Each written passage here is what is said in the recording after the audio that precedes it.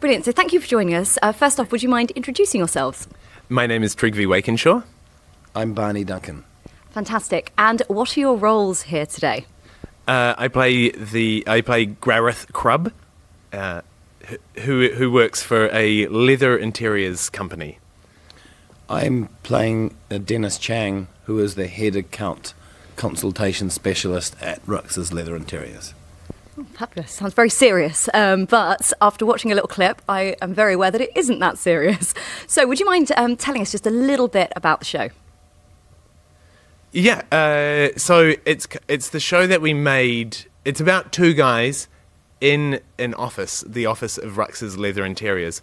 And Ruck's Leather Interiors is one of those small businesses that is formed at the height of a boom such as the leather interiors industry.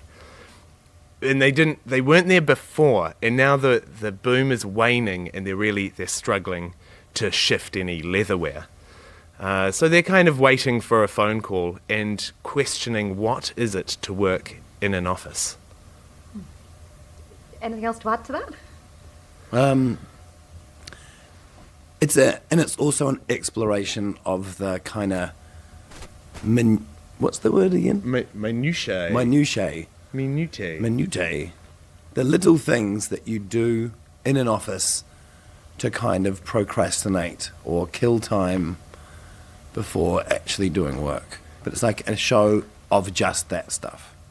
Yeah, neither of us have ever worked in an office before, so when we started making a show about two guys in an office, it was very easy to not know what to do and having to do something. And business people that work in offices often say that's pretty much it. We've nailed it. We've hit a nail on the head. Fabulous. So when you first created this, because obviously it came from the two, look at you two.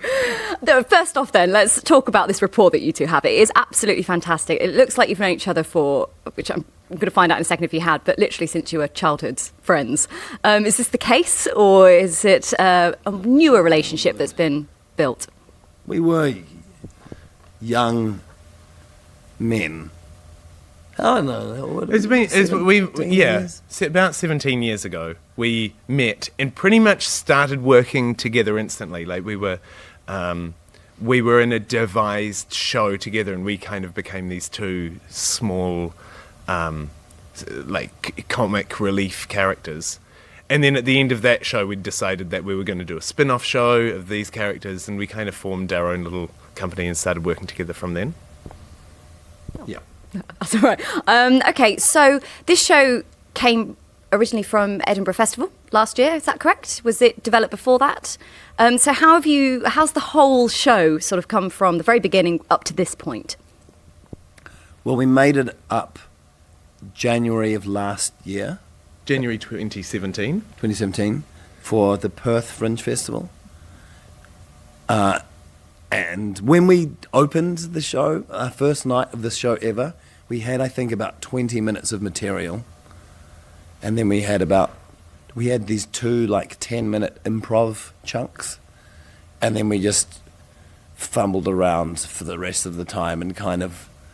So it was like half made, half we don't know what we're doing. And the first, like, 5 shows were just lots of exploration and pulling bits out that were good and seeding them into the actual show scene order, and then the improvisations became smaller and smaller.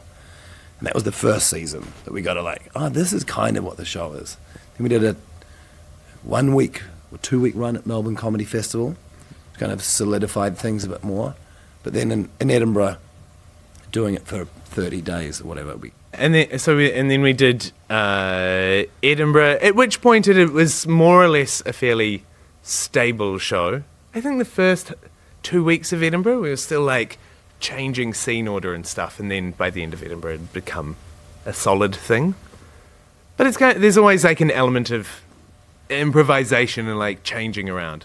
It's hard to make that is the finished product kind of show. Yeah, because that's what actually one of my questions was going to be. So from watching just that little snippet, it looks very precise and rehearsed, but actually at the same time really improvised the whole thing. So how do you get that spontaneity each and every night and every time you perform this? It's a good question and observation.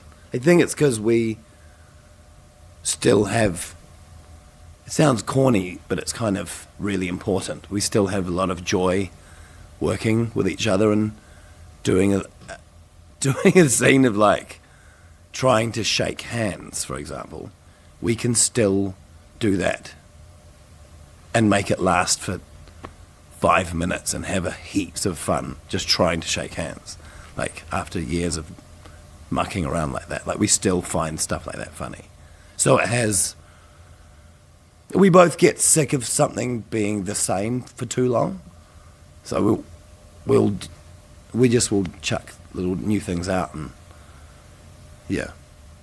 Yeah, I feel like it's like a feeling of not being very good at learning lines and repeating a thing, and it's so boring to like repeat the same thing every night. I mean, you're more or less repeating it, but you have to find a new fun way to do it. Okay, fabulous. I mean, that explains it very clearly. Now, looking at the sets and actually even your costumes, talking about the sort of very intricate parts of it. I mean, I love that one of your costumes is a little bit too short and the other one is a little bit too big. It's those little details, and I think that's the same with the whole set as well. There's just the little things that you can pick out that really make sort of it stand out as something more special than just a mundane office. Did you come up with the ideas of the costumes and the set? How did that process work and going into the tech rehearsal? Costumes was the jackets. We swapped jackets during rehearsals. Yeah, because otherwise Barney looked too much like an Italian good businessman. Yeah, like a real an slick actual guy job. that knew what he was doing. But if we swapped them round, then I looked more of a Yeah, that one's bigger. B grade. Like, I'm investing my life's savings into this sock ironing machine. Will you invest? That kind of C grade even. That's the kind of look we're going for. Yeah, the telephone we found on a street in Perth. I think it was maybe like just before we opened the show for the first time. We're like, oh, that it was lying on the footpath as like an omen of you should probably use a telephone. Did you clean it? Yeah, gave it a wipe down. Yeah, probably. I'm pretty grubby. I may not have. Okay, well, that's fine too. And then the rest of it is just like maybe what would you have in an office? Like a filing cabinet and a desk. And a whiteboard. It looks like one of those offices, though, that you've been in for ages, that it's all sort of built up over time, all the things you've not cleared it out for a while. Yeah, the important, like Trygve was talking about before, it's that kind of a really specific industry that maybe had a heyday for a while, but is now, like, getting forgotten about.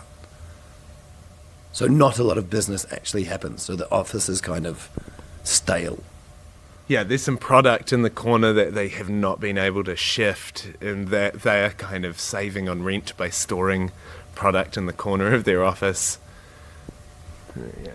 Okay, fabulous. So, for people who want to come and watch the show, could you let them know what they can expect? Office-based humour. Slapstick. A telephone? Oh, lots of great business jargon. All right, and how long is it running for? Where can they find you? Please let everyone know how they can get tickets. Okay, so we're at the Soho Theatre at 7 p.m. Every day except Sunday, and 4 p.m. matinees on Saturday. It's through the London International Mime Festival, which is the greatest festival in all of London, and so all the shows, and that should be checked out. But if you go to either of the websites for Soho Theatre or London International Mime Festival, then you can find tickets.